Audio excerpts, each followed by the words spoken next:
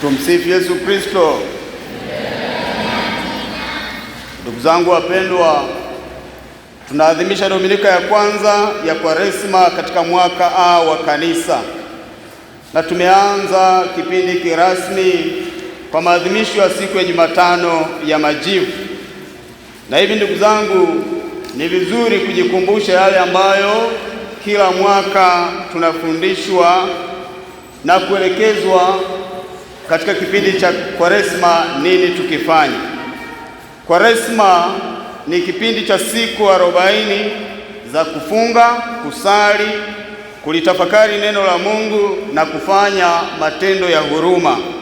Ni kipindi cha kukuza fadhila mbalimbali: haki, kiasi, huruma na kuepukana na maovu, mazoea ya kutenda maovu. Ni kipindi cha kufa kuhusu dhambi na kuzaliwa upya katika maisha ya kiroho.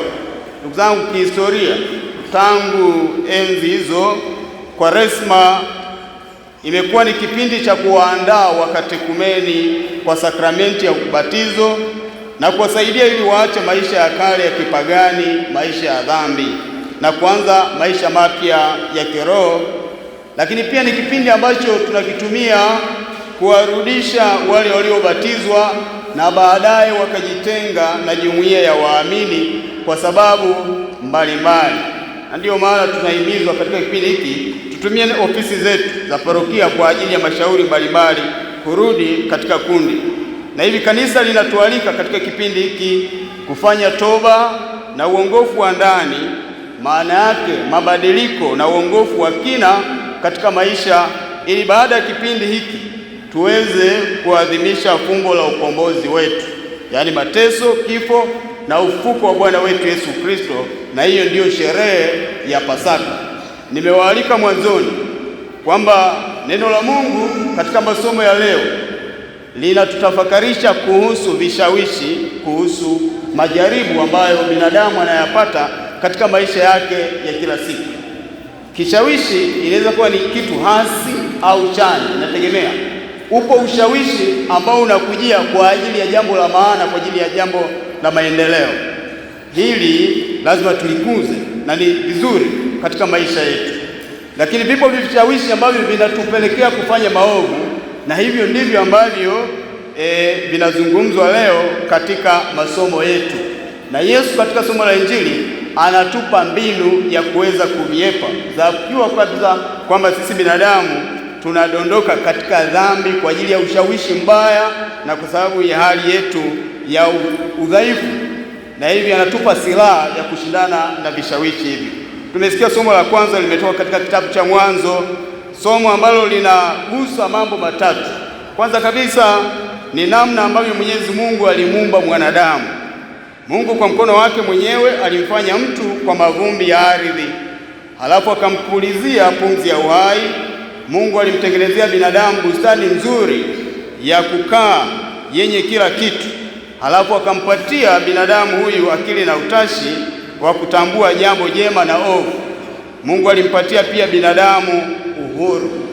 Na jambo la pili katika somo hili linazungumzia sababu ya mwanadamu kutenda dhambi, kwa sababu mwanadamu hakubaki katika hali hiyo, kaingia katika dhambi, na hivi somo linagusia yale ambayo ilisababisha mwanadamu aingie katika dhambi. Na mojawapo ni kutumia vibaya uhuru wake, tamaa ya kutaka kuwa sawa na Mungu, kushindwa kuvishinda vishawishi.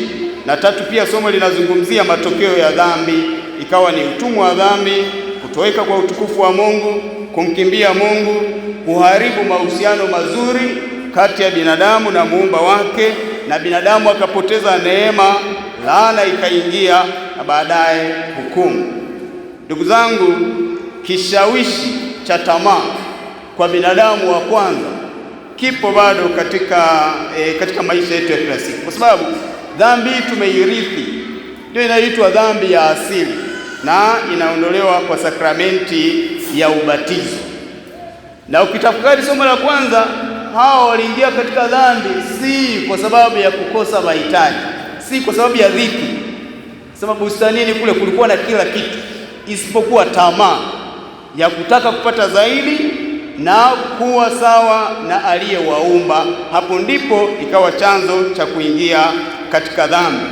Na hivi kumbe kishawishi hakiji tu kwa mtu ambaye asiye na kitu, kumbe hata aliyekuwa na kitu.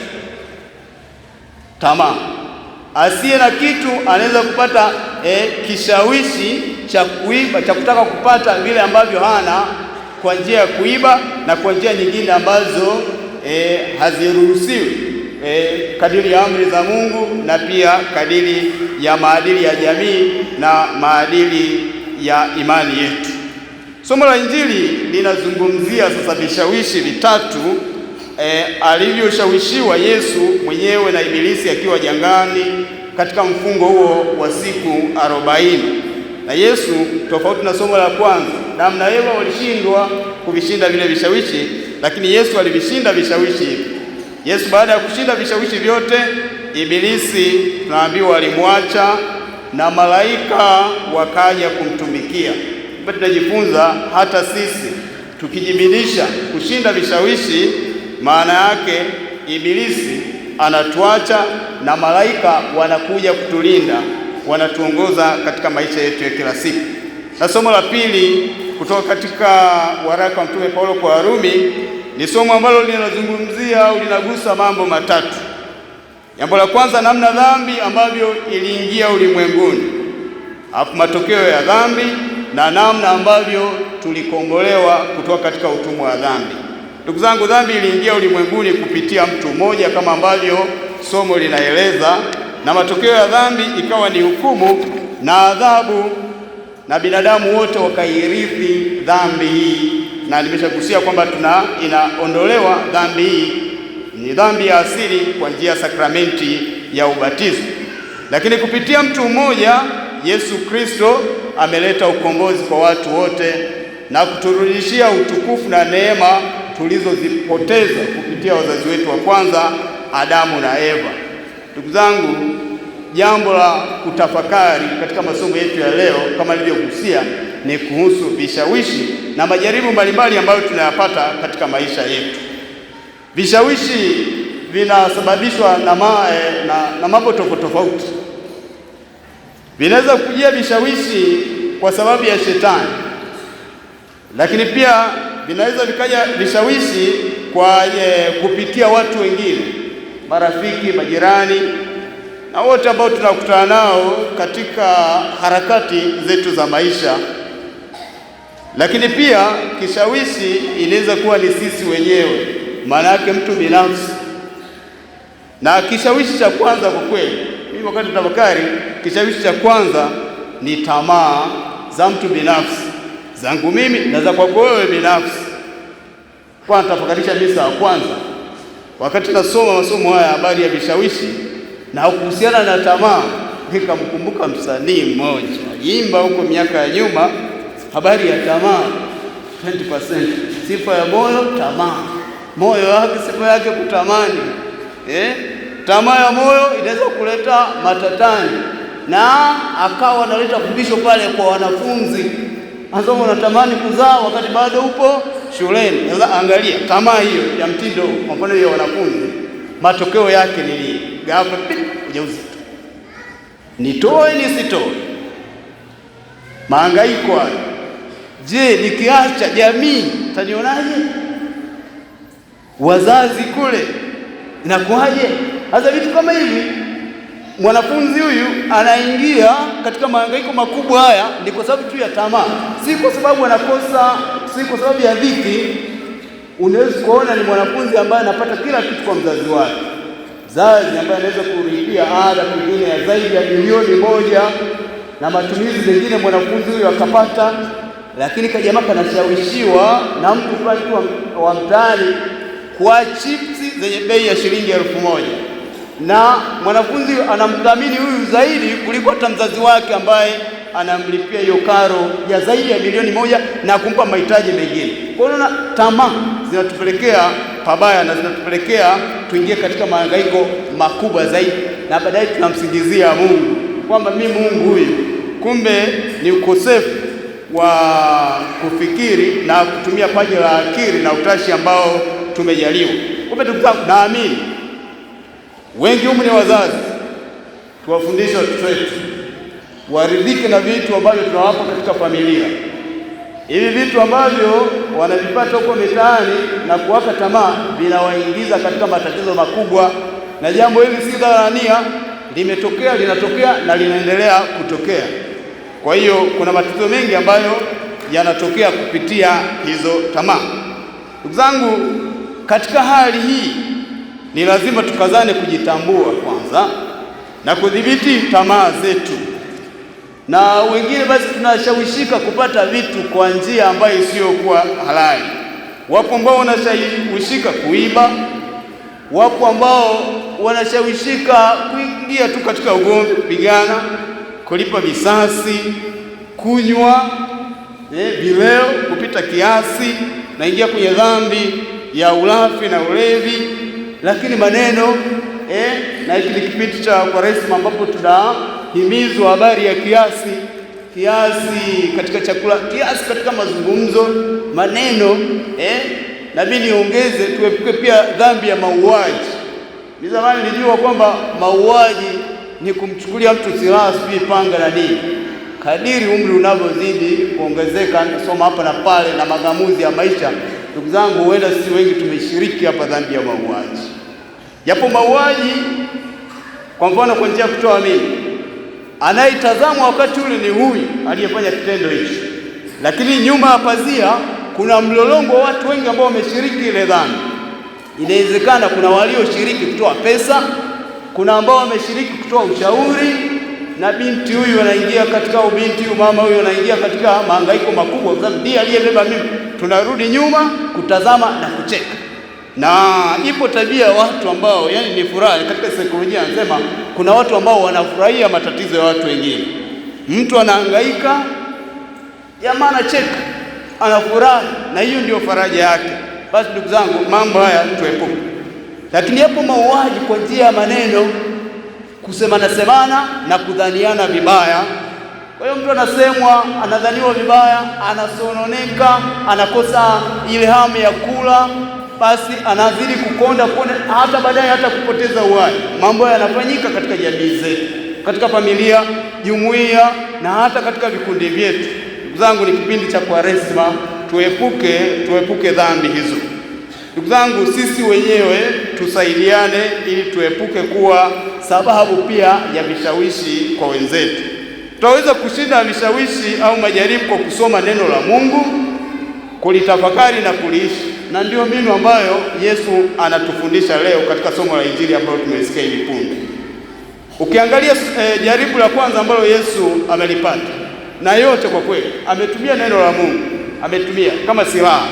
Yesu anajaribiwa kwa hitaji la kimwili, ni chakula, yaani kufanya muujiza wa kubadili jiwe kuwa mkate apate kuituliza njaa. Kwa nini usigeuze mawe haya yawe mikate? Ndugu zangu, jaribu hili la miujiza limetushika tulio wengi Wakristo wa nyakati za sasa, kutegemea miujiza. Tunaishi katika kizazi ambacho kinalilia miujiza. Miujiza aina mbalimbali. Kuna miujiza ya uponyaji wa magonjwa mbalimbali, kuna miujiza ya kuondokana na balaa na mikosi na watu wanahubiri. Miujiza ya kupata mume bora, mke mzuri. Miujiza ya kupata kazi, mafanikio mbalimbali, kupanda vyeo pasipo jitihada. Zapo haya yote ukiyatafakari, ukitaka kuyapata unayapata kwa kutumia paji la akili na utashi ambao tumejaliwa na jitihada. Zapo kama ni maeneo ya kazi, ili uweze kupanda cheo, kuna vigezo vyake, na vigezo vya elimu, utendaji wako. Alafu ukitaka mafanikio labda ya kiuchumi, kuna nidhamu yake katika masuala ya kiuchumi. Lakini leo hii kuna watu wengi ambao, au kundi kubwa ambao limeibuka na kubweteka kusubiri miujiza. Kiangalia hivi vichekesho ambavyo tunavitazama kwenye mitandao ya kijamii, watu wanachekesha, lakini ndio ujumbe ambao, namna ambavyo tunaishi. Sasa jamaa anasema mke awe na pesa. Sasa mimi ni fuatiliaji, naona nacheka, lakini inagusa uhalisia wa maisha, namna ambavyo watu wanaishi na namna watu wanavyofikiri. Anasema pokea gari na mafuta. Sasa unataka miujiza? Wakati katika malezi ya hata huko shuleni tulifundishwa kwamba kama unataka mali utaipata shambani. Maana yake ni kushughulika. Mali haiji tu kama ni mali halali, haiji tu, lazima kushughulika, tusitegemee miujiza. Na hivi tunaona kizazi chetu kinatafuta miujiza, kama ambavyo nimesema, kwa kila kitu ambacho tunakifanya watu wanataka matokeo, wapate matokeo makubwa kupitia miujiza, jambo ambalo si sahihi. Na hivi ndugu zangu, na waaliko kwa Kwaresma hii tufanye mabadiliko, tumrudie Mungu, tufanye toba ya kweli, na hakika tutapata baraka na kibali machoni pake na tutafanikiwa katika maisha yetu ya kila siku. Na Yesu pia anatumia nukuu ya maandiko matakatifu katika kushinda kishawishi hiki cha huo muujiza wa chakula. Anasema mtu aishi kwa mkate tu, ila kwa kila neno litokalo kwa Mungu. Hii ni nukuu kutoka katika maandiko matakatifu, vitabu vya Agano la Kale, vitabu vya sheria, Kumbukumbu la Torati sura ya 8 aya 3. Kwa hiyo unaona Ibilisi anatumia sehemu ya maandiko matakatifu kumjaribu Yesu na kumpotosha, lakini na yeye anajinasua kutoka katika mtego kupitia maandiko matakatifu. Ndio maana nimewaalika kwamba silaha mojawapo ya kushinda vishawishi ni neno la Mungu. Na katika jaribu la pili, Yesu anaahidiwa kupewa milki yote ya ulimwengu, na hili ni jaribu la tamaa ya mali na mamlaka. Shetani anaahidi kumpa Yesu enzi na fahari ya ulimwengu wote kama atamsujudia na kumwacha Mungu. Na katika eneo hili Yesu pia anatumia maneno ya kitabu cha Kumbukumbu la Torati. Anasema msujudie Bwana Mungu wako na umtumikie yeye peke yake. Ni kitabu cha Kumbukumbu la Torati sura ya 6 aya ya 13. Na hapo pia kuna shida miongoni mwa sisi waamini. Jaribu tu kidogo, hatuna uvumilivu, tunauacha Mungu na kugeukia miungu mingine, kutembea huko na huko kujiuliza. Yesu atufundisha tubaki waaminifu kwa Mungu, sala zetu zitajibiwa kadiri ya muda wake na si ambavyo tunataka sisi. Anaonesha pia namna anavyomtii Mungu na kufuata maagizo yake, na huo ndio mwaliko kwetu sisi sote, na hasa katika kipindi hiki cha Kwaresma. Na jaribu la tatu ambalo ni la mwisho, shetani anamwambia Yesu ajitupe chini ya mnara. Kama ilivyo kawaida, anarejea maandiko matakatifu na kumjibu shetani akisema usimjaribu Bwana Mungu wako. Na yenyewe ni Kumbukumbu la Torati sura ya 6 aya 16. Na hivi unaona Yesu namna ambavyo alitumia maandiko matakatifu katika kushinda vishawishi. Ndugu zangu, sisi pia tunakumbana na vishawishi katika maisha yetu, katika vikundi tulivyomo, maisha binafsi, katika ndoa, mito mbalimbali ambayo tumeitiwa, kuna vishawishi. Basi tufuate mfano wa Yesu, tutumie muda wetu, kutenga muda wetu kulisoma neno la Mungu, kulitafakari, kuliishi. Hii ni silaha mojawapo ya kushinda vishawishi ambavyo tunakabiliana navyo katika maisha yetu ya kila siku. Na hivi ndugu zangu, tumwombe Mwenyezi Mungu atujalie nguvu ya kuvishinda vishawishi vyote vinavyosababisha tutende dhambi, na pia tusiwe sababu ya kuwashawishi wengine waingie katika maovu, na hasa katika kipindi hiki cha Kwaresma. Na vipo vishawishi pia ambavyo vinasababisha sisi kushindwa kufunga vizuri hata mfungo wetu wa Kwaresma ambao tunaendelea nao sasa. Na hivi basi, maombi yetu, sala zetu, Mwenyezi Mungu atujalie nguvu ili tuweze kushinda vishawishi, lakini pia sisi tusiwe sababu ya vishawishi kwa wenzetu. Tumsifu Yesu Kristo.